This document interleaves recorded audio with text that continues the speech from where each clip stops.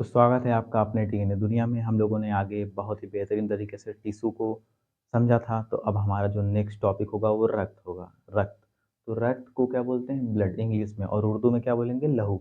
अब इसके अध्ययन को बोलेंगे? सेरोलॉजी। जैसे हम लोगों ने सेल के अध्ययन को बोला था साइटोलॉजी, तो रक्त के अध्ययन को सेरोलॉजी बोलेंगे। सेरोलॉजी भी बोल सकते हैं और हेमेटोलॉजी भी बोल सकते हैं। हेमेटोलॉजी कैसे याद रहेगा आपको? जैसे इस रक्त में क्या पाया जाएगा? हीमोग्लोबिन। तो आप यहाँ से याद करने की एक टेक्निक हो सकती है कि हीमोग्लोबिन से हेमेटोलॉजी। ठीक है, समझ में आया? तो अब भैया ये हमारा क्या है? पहला प्राकृतिक कोलाइड। अब प्राकृतिक कोलाइड क्या होता है? ये एक केमिस्ट्री का पार्ट है, तब पर भी आपको यहाँ पे समझने के लिए मैं एक धारणा बता देता हूँ ताकि आपको यहाँ पे समझ में आए। जैसे कि कोई ऐसा तरल पदार्थ जिसको हम छाने या इस साइड से इस साइड रखें, तो उसका 100% नीचे नहीं जाता है, कुछ परसेंट फंस जाता है या ऊपर ही बच जाता है। उसको क्या बोलते हैं? प्राकृतिक कोलाइड बोलते हैं। अब जैसे हम चाय छान रहे हैं, उसका चाय पत्ती कुछ मॉलिक्यूल्स ऊपर रह जाते हैं, तो वही होता है प्राकृतिक कोलाइड। ये एक धारणा है इस बेस पे समझने के लिए आपको, ठीक है? अब ये क्या है? संयोजी ऊतक। मैंने आपको बताया था कि रक्त संयोजी ऊतक होता है। अब संयोजी ऊतक किस काम में आता है? वो हमारे पूरे शरीर में जैसे फ्लो हो रहा है ना, मेरा ब्लड इधर से इधर इधर पूरा मूव कर रहा है, तो क्या किया है? एक तरीके का जोड़ के रखा है, शरीर को हमारे जोड़ के रखा है, यानी संयोजी ऊतक हो गया एक तरीके का। अब भैया इसका पीएच मान पूछ लेता है कभी कभी, तो पीएच मान क्या होगा? 7.4 होगा, अर्थात ये क्या होगा? क्षारीय होगा। समझ में आया? अब क्या है, ये मेल में पूछ लिया कितना पाया जाता है, तो 5.5 लीटर यानी 5.5 लीटर पाया जाता है, और फीमेल में पूछ लिया तो 5 लीटर पाया जाता है। तो मैंने एक लोग से पूछा कि अच्छा, मैं मेल में जो है कि 5.5 पाया जाता है और फीमेल में 5 लीटर पाया जाता है, तो उन्होंने बताया कि नहीं, इसलिए कम पाया जाता है ताकि वो दूसरे का खून चूस सकें, ठीक है? तो यानी पहले से भगवान ने स्पेस दिया है, तो ऐसा कुछ है नहीं। इसमें जो है कि हीमोग्लोबिन भी नहीं पाई जाती ना, इस कारण फीमेल में हीमोग्लोबिन भी कम पाया जाता है कंपेरिजन बाई मेल। तो इस वजह से इनका जो है कि क्या है, जो ब्लड है वो पुरुष से कम है, ठीक है? अब समझ में आया? तो ये अब गलत धारणा पे मत रहिएगा कि चूसने-वूसने के लिए, तो ऐसा नहीं है। अब क्या है? कोलेस्ट्रॉल। अब कोलेस्ट्रॉल क्या होता है भाई? कोलेस्ट्रॉल एक तरीके का चिपचिपा पदार्थ होता है, तरल चिपचिपा पदार्थ।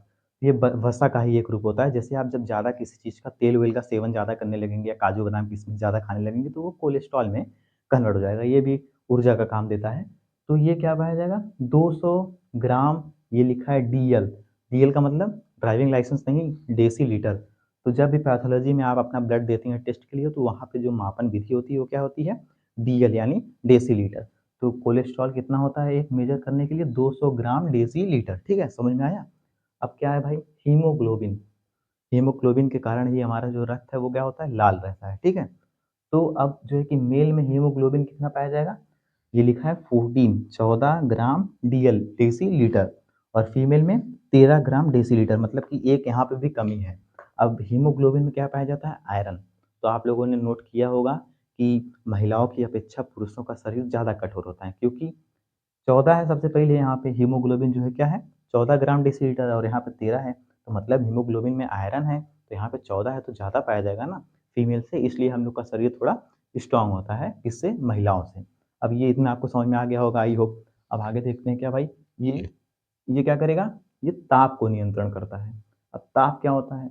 ताप का मतलब जैसे हम किसी चीज़ को ऐसे-ऐसे कर रहे हैं, हाथ को ऐसे-ऐसे मूव कर रहे हैं, तो क्या हो रही है? एक हीट जनरेट हो रही है, एक ऊर्जा का उत्पन्न हो रहा है, ऊर्जा। तो यही ये करता है, जब ब्लड में फ्लो करता रहता है, तो हमारा बॉडी का जो टेम्परेचर है, वो मेंटेन रहता है। कितना होता है? शायद 37 फ़ारेनहाइट होता है, ठीक है?